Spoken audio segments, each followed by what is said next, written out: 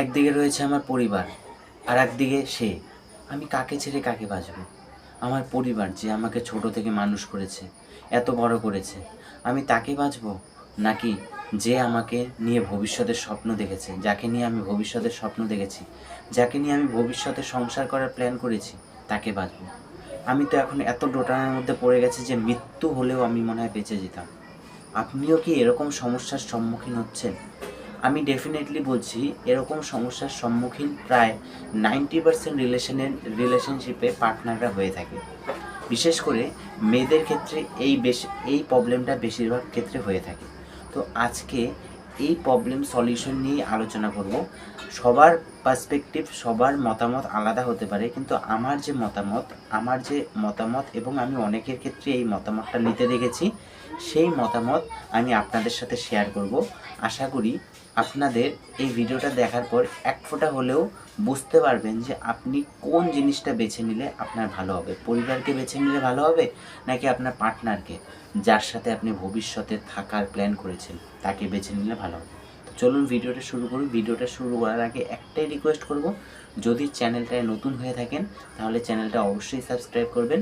আমি একদম নতুন চ্যানেল খুলেছি, এর জন্য খুব কম সাবস্ক্রাইবার আছে। আপনারা হয়তো ভাবছেন নতুন চ্যানেল কী টিপস দেবে, কিন্তু আমি যে টিপসগুলো দিচ্ছি সব হচ্ছে সোসাইটি থেকে দেখে ভালো করে এক্সপেরিমেন্ট করে তারপরেই আপনাদেরকে টিপস দিচ্ছি, না হলে দিতাম না।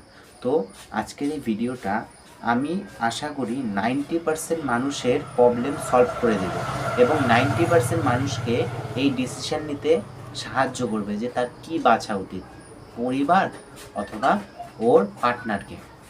চলুন আর কথা না বাড়িয়ে ভিডিওটা শুরু করি।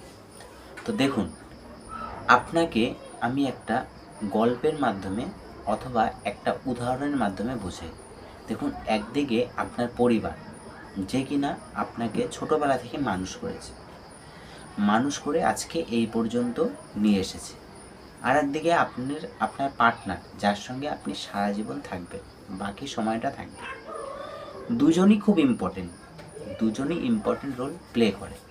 কিন্তু আপনি একবার ভেবে দেখবেন যে আপনার পরিবার যে আছে এই সময় পর্যন্ত আপনাকে এনেছে, অর্থাৎ আপনাকে এত বড় করেছে, কিন্তু এই সময় পর্যন্ত আনার পর এখন আপনার পরিবার আপনাকে অন্যের হাতে ঠেলে দেওয়ার জন্য ব্যস্ত হয়ে গেছে। অর্থাৎ আপনার যে পরিবার আছে সেই পরিবার চাইছে অন্যের ঘাড়ে আপনাকে চাপিয়ে দিতে, তাই তো? হ্যাঁ, তাই তো। আপনার পরিবার অন্যের ঘাড়ে আপনাকে চাপিয়ে দিতে চাইছে, আপনার পরিবার আর আপনাকে রাখতে চাইছে না। এদিক দিয়ে ভাবুন, এটা হচ্ছে নেগেটিভ ভাবনা, কিন্তু এটাই ভাবুন, এই ভাবনাটাই ভাবা উচিত। অন্যদিকে আপনার যে পার্টনার আছে, আপনার পার্টনার হতে পারে ছোটোবেলা থেকে সে আপনার কাছে ছিল না, কিন্তু সেই পার্টনার যে আছে সেই পার্টনার আপনাকে সারাটা জীবন রাখবে।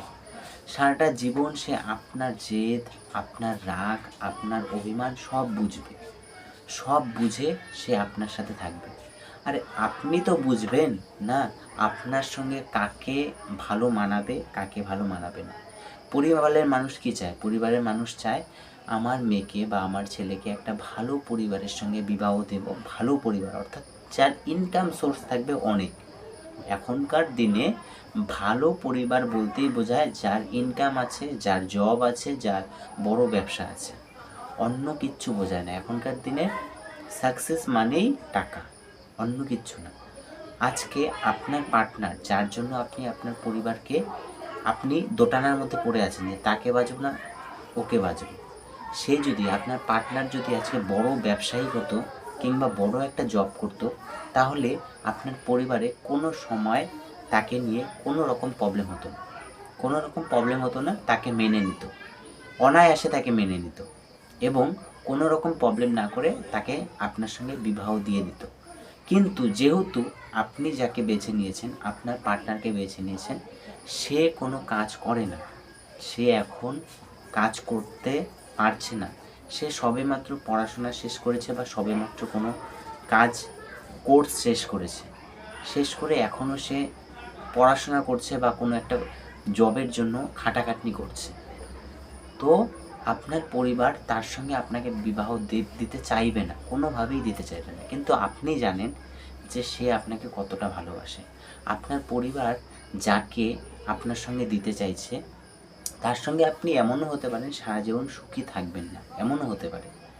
হ্যাঁ, পরিবার খারাপ চায় না, আমি এটা মানি, কিন্তু পরিবার তো থাকবে না সারা জীবন তার সাথে। আপনি যদি ভালোবাসেন অন্যজনকে, আপনার পার্টনারকে আপনি ভালোবাসেন এবং আপনার পরিবারের কথা মেনে আপনি আপনার পরিবারের কথা মেনে সেই মতো বিবাহ করে নিলেন। তার পরবর্তীতে আপনার পরিবার কি তার সঙ্গে থাকবে নাকি আপনি তার সঙ্গে থাকবেন? আপনি তার সঙ্গে থাকবেন, আপনি কি তাকে মানিয়ে নিতে পারবেন?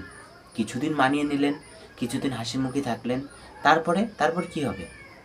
একটা সময় গিয়ে সেই সেই যে ভণ্ডামি যে হাসি মুখটা, অর্থাৎ আপনি যে দেখাচ্ছেন মুখোশের আড়ালে যে আপনার কষ্টটা লুকিয়ে আছে, একটা সময় গিয়ে প্রকাশ পাবে। তখন কি আপনি সুখের সংসার করতে পারবেন? পারবেন না। তো একটা কথা ভাববেন, মনে রাখবেন যে পরিবার আজকে মেনে নিচ্ছে না, কালকে মেনে নেবে না, 3 দিন মেনে নেবে না, 1 বছর মেনে নেবে না, 2 বছর মেনে নেবে না। তারপর একটা সময় গিয়ে যখন একটা নতুন সদস্য আসবে কিংবা আপনার পরিবারের আপনার কথা মনে পড়বে, তখন আপনার পরিবার ঠিকই আপনাকে মেনে নেবে। কিন্তু যদি আপনি ছেড়ে দিন তাকে, মানে যার সঙ্গে আপনি থাকতে চেয়েছিলেন, ভালোবেসেছিলেন, তাকে যদি ছেড়ে দিন, তাহলে তাকে আর কোনো দিনও ফেরত পাবেন না। সারাটা জীবন আপনি তাকে ছাড়া কাটাতে হবে। তো ভাবতে পারছেন কতটা কষ্ট হতে চলেছে। পরিবার আজকে মেনে নেবে না, কালকে নেবে না, কিন্তু একটা দিন মেনে নেবে। কিন্তু সে যদি একবার চলে যায়, সে কোনো দিনও আর ফেরত আসবে না, কোনো দিনও ফেরত আসবে না। এখন আমি আপনাকে বুঝিয়ে দিয়েছি, এখন বাকিটা আপনাদের কাছে। আপনারা কেমন বুঝেছেন না বুঝেছেন সবটাই আপনাদের কাছে। আপনারা এখন ডিসিশন নেবেন, কারণ আপনার জীবন, আপনি এখন ডিসিশন নেবেন আপনি কি করবেন। আপনি আপনার পরিবারকে বেছে নেবেন নাকি আপনার পার্টনারকে বেছে নেবেন। তো আমি আশা করি ভিডিওটা দেখে আপনার মনের মধ্যে আপনার যে থটটা ছিল, থট লেভেলটা একটু হলেও চেঞ্জ হয়েছে এবং আপনি ডিপ্রেশন থেকে অনেকাংশে বেরিয়েছেন এবং আপনি বুঝতে পেরেছেন যে আমার কাকে বেছে নেওয়া উচিত। তো ভিডিওটা যদি এক ফোঁটা হলেও ইনফরমেটিভ মনে হয়ে থাকে তাহলে অবশ্যই লাইক করবেন এবং এরকমই ইনফরমেটিভ ভিডিও আরও পাওয়ার জন্য চ্যানেলটা সাবস্ক্রাইব করবেন। তো আজকের জন্য এই পর্যন্তই, দেখা হবে আবারও এক নতুন ভিডিওতে নতুন এক আলোচনার সাথে। ততক্ষণ ভালো থাকবেন, ধন্যবাদ সকলকে।